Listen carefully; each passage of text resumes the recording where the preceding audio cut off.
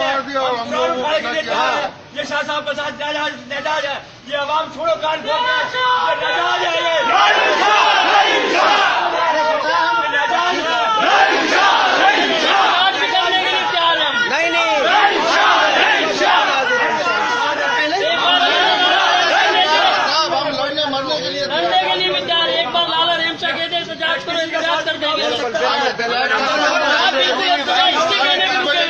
ये पहुंचो सारे एमसा के कहने के रुके हुए अभी तक 3:30 बजे रहेंगे वहाँ पे पहुंचो।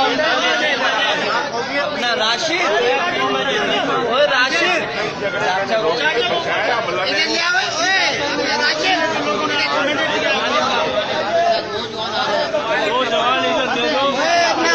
राशिद लेके जा यार, राशिद अभी आ जाए पकड़ के बिठा लेना, सारों को पकड़ के बिठा 10 होंगे 100 होंगे ना, अब लोग 500 हैं।